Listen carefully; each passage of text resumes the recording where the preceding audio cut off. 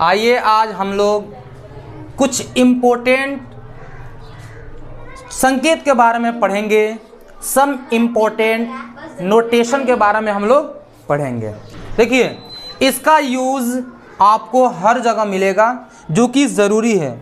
बहुत सारे बच्चे होते हैं, बहुत सारे लोग होते हैं जो इन चिन्ह को सही तरीक़ा से नहीं समझ पाते हैं, सही तरीक़ा से नहीं बोल पाते हैं। तो आज हम एक छोटा सा कोशिश किए हैं कि आपको मैं बताऊं कि ये इसमें जितने भी चिन्ह दिए हुए हैं इनका क्या माना होता है, क्या मतलब होता है, इसका इस्तेमाल हम लोग कहाँ करते हैं। आई बात समझ में जी?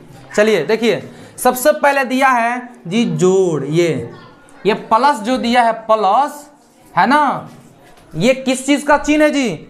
तो एडिशन का चिन्ह है। किसका चिन्ह है? एडिशन का, जिसको हिंदी में कहते हैं जोड़। जैसे हम लोग बनाते हैं ना जोड़, है ना, एडिशन बनाते हैं, उसी को कहते हैं। और उसमें हम लोग प्लस का इस्तेमाल करते हैं, प्लस जो चिन्ह है उसका यूज़ करते हैं। फिर आता है घटाओ।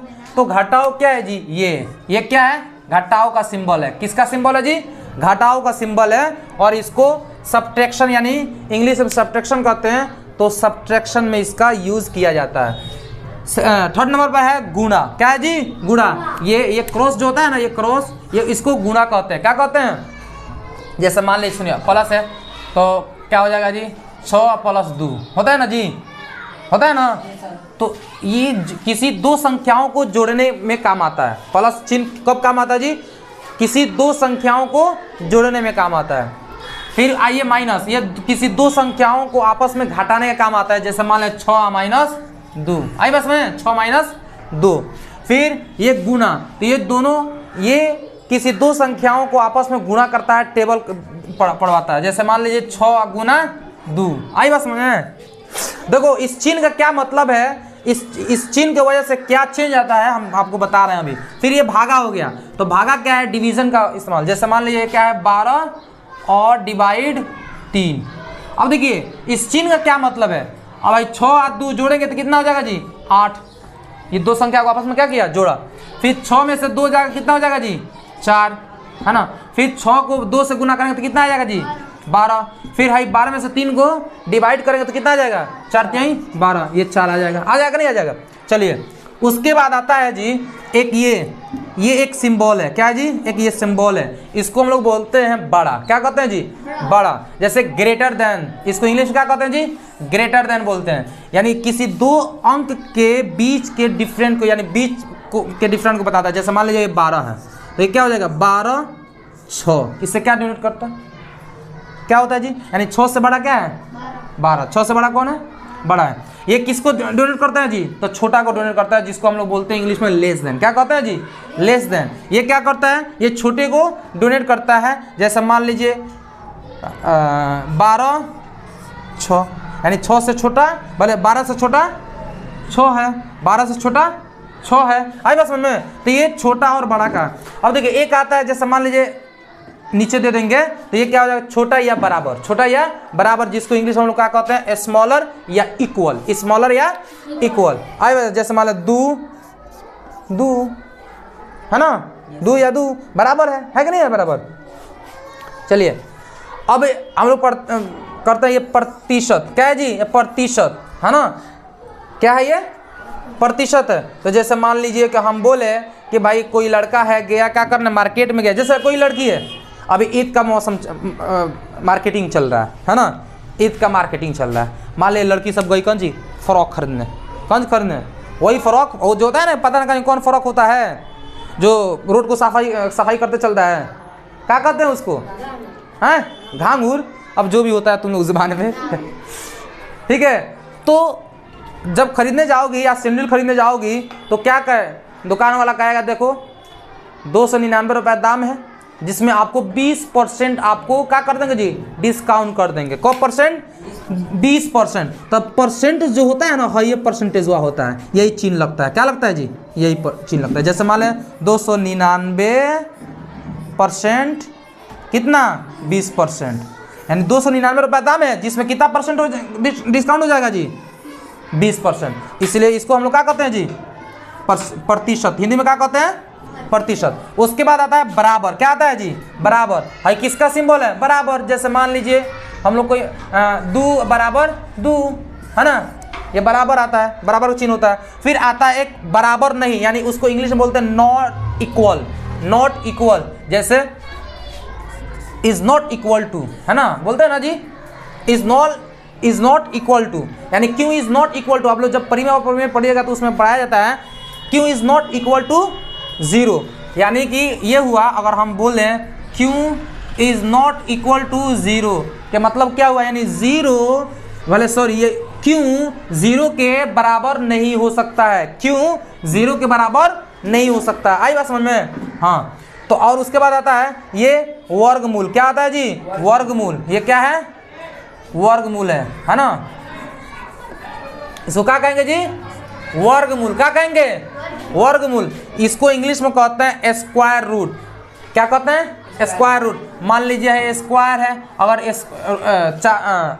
अंदर 4 है तो इसका वर्ग क्या हो जाएगा जी, 2। क्या हो जाएगा, 2। तो इसको हम लोग क्या कहते हैं, वर्गमूल कहते हैं हिंदी में, और इंग्लिश में क्या कहते हैं, स्क्वायर कहते हैं। हिंदी में क्या कहते हैं, स्क्वायर। जस्ट उसके जैसा आता है, क्या आता है जी, यहाँ पे लिख देते हैं, हाँ, √3 हाई क्या हो जाएगा यहाँ पे, ये घनमूल होता है। क्या होता है, घनमूल होता है। क्या होता है ये, घनमूल होता है। आई बात समझ में। जैसे मान लीजिए घनमूल, जैसे मान लीजिए 2 है 2 का पावर क्यूब, है ना, 2 का पावर क्यूब। आई बात समझ में। और क्या हो गया, 2 के पावर 2, ये स्क्वायर हो गया, ये क्या हो गया, घनमूल हो गया। समझ में आया कि नहीं आया। अब आगे देखते हैं, चलिए अब बताते हैं आपको अनुपात। क्या है जी, अनुपात। ये क्या है, अगर 2 बिंदु, एक बिंदु ऊपर एक बिंदु नीचे हो, इसको हम लोग अनुपात मानते हैं। क्या मानते हैं जी, अनुपात मानते हैं। उसको इंग्लिश में हम लोग क्या कहते हैं, तो रेशियो बोलते हैं। क्या कहते हैं जी, रेशियो। जैसे ये होता क्या है, जैसे 2:4, है ना, 2:4, 3:6, है ना, 10:20। ये इसी को हम लोग क्या कहते हैं जी, अनुपात कहते हैं। बात समझ में आया ना जी, इसको क्या कहते हैं, अनुपात कहते हैं। बात समझ में आया। फिर आता है चूंकि। क्या आता है जी, चूंकि। तो अगर मान लीजिए हम 2 को ऊपर डॉट एगो नीचे डॉट दे देंगे तो ये हो जाएगा चूंकि। 2 को ऊपर डॉट एगो नीचे, तो ये हो जाएगा चूंकि, जिसको इंग्लिश में कहते हैं सिंस। क्या कहते हैं जी, सिंस, है ना। यानी उसके बाद आता है 2 को नीचे एगो ऊपर डॉट दे देंगे, 2 को नीचे डॉट एगो ऊपर डॉट दे देंगे, तो ये हो जाएगा इसलिए। क्या हो जाएगा, इसलिए, जिसको इंग्लिश में बोलते हैं हैंस या देयरफॉर। हैंस या देयरफॉर होता है। आई बात समझ में। अब एक आता है बिंदु। क्या आता है जी, सिर्फ एक बिंदु दे देंगे, पॉइंट, ये बिंदु हो जाएगा। क्या हो जाएगा जी, जिसको सेंटर बोलते हैं ना। क्या बोलते हैं जी, सेंटर। अच्छा, एक होता है ये। अब ब्रैकेट की बात करें तो ब्रैकेट 4 प्रकार का होता है जी। ब्रैकेट कितने प्रकार का होता है, 4 प्रकार का होता है। एक होता है रेखीय कोष्ठक, जिसे बार ब्रैकेट बोलते हैं। एक होता है छोटा कोष्ठक, जिसे स्मॉल ब्रैकेट कहते हैं। एक होता है मझौला कोष्ठक, जिसे हम लोग मिडिल ब्रैकेट कहते हैं। एक होता है, सॉरी यहाँ छोड़ दिए का, एक होता है बिग ब्रैकेट। क्या होता है जी, बिग ब्रैकेट होता है, जिसे हम लोग कहते हैं बड़ा ब्रैकेट। क्या कहते हैं जी, बड़ा कोष्ठक, है ना, कोष्ठक। समझ में आया ना जी। तो देखिए 4 प्रकार के क्या होता है, कोष्ठक होता है, यानी कि ब्रैकेट होता है। तो जो लाइन द्वारा होगा ना, ये आपका हो जाएगा रेखीय ब्रैकेट। क्या हो जाएगा ये, रेखीय कोष्ठक यानी बार ब्रैकेट। रेखीय कोष्ठक यानी बार ब्रैकेट। और छोटा ब्रैकेट ये होता है, ये क्या होता है जी, ये छोटा। जैसे मान लो 2 + 3, इसको हम लोग कर देते हैं तो छोटा ब्रैकेट हो जाएगा। एक होता है मिडिल ब्रैकेट। मिडिल, देखिए ये मिडिल ब्रैकेट हो गया। ये क्या होगा जी, मिडिल ब्रैकेट, यानी इसको हम लोग बोलते हैं मझौला कोष्ठक। क्या बोलते हैं जी, ऐसे, ठीक है ना। और ये आपका आ गया कौन जी, बड़ा बिग ब्रैकेट। क्या आ गया जी, बिग ब्रैकेट। आई बात समझ में। और अगर बात किया जाए कि सबसे पहले किस ब्रैकेट का काम किया जाता है, तो किसी भी मैथ में, किसी भी कैलकुलस में यदि अगर ये चारों ब्रैकेट हो तो सबसे पहले हम कौन सा ब्रैकेट का काम करेंगे, सबसे पहले बार ब्रैकेट का इस्तेमाल करते हैं। किसका इस्तेमाल करते हैं जी, बार ब्रैकेट। तब स्मॉल, तब मिडिल, तब बिग ब्रैकेट। आई बात समझ में।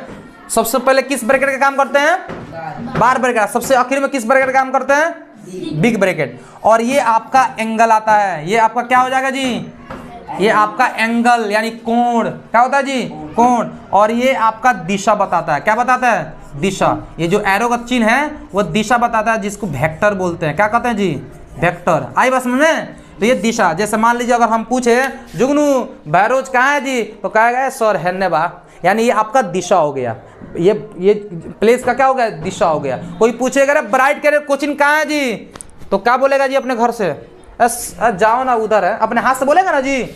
आई बात समझ में, तो ऐसे बोलना। अगर कोई पूछे ब्राइट कैरियर कोचिंग कहाँ है, तो हाथ पकड़ना, कोचिंग तक पहुँचा देना। आई बात समझ में, हाँ। बाकी समझ में आ गया आपको। चलिए आज के लिए बहुत है, फिर नेक्स्ट वीडियो में हम लोग मिलेंगे। बाकी आप सब किसी को समझ में आया ना जी।